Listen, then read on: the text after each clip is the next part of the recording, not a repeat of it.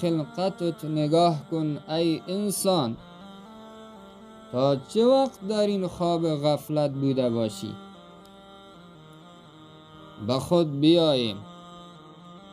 در این دنیای فریبنده و ناچیز و چند روزه‌ای برهنه میایی و برهنه میروی، ضعیف میایی و ضعیفتر میروی، بدون پول و مکان و قدرت و منصب و چوکی میایی، بدون همه اینها میروی. فقط چیزی که تو با خود میبری او فقط عمل نیک توست. این از حقیقت زندگی. حمام اولت یک نفر میدهد، حمام آخرت نفر دیگری. پس چرا اینقدر کینه در مقابل یکدیگر؟ پس چرا اینقدر حسادت؟ پس چرا اینقدر نفرت و خشم؟ پس چرا اینقدر خودخواهی و غرور؟ ولا تمش فی الارض مرحا انک لن تخرق الارض ولن تبلغ الجبال طولا.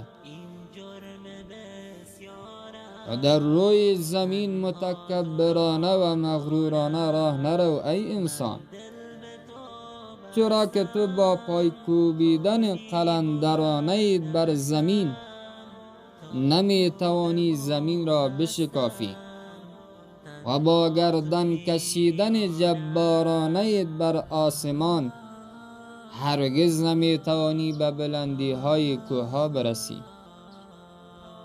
آخر ذره ناچیز انسان نام در برابر کره زمین و کره زمین در برابر مجموعه هستی چی چیز به شمار است ای انسان؟ یا ایها الانسان ما غرک بربک الکریم. ای انسان، چی چیزی تو را در مقابل پروردگار بزرگت مغرور ساخته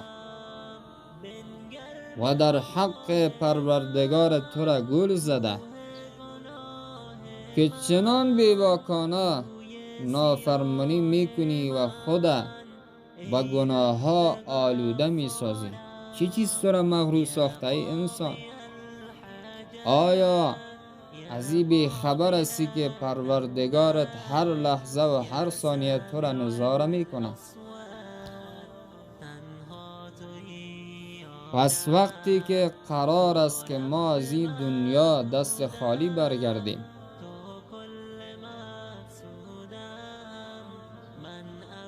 بیاین مهربان باشیم، تمام کینه و کدورت و خشم ها و نفرت ها و خودخواهی ها را از خود دور کنیم. مهربان باشیم. ما مدت محدودی در زمین هستیم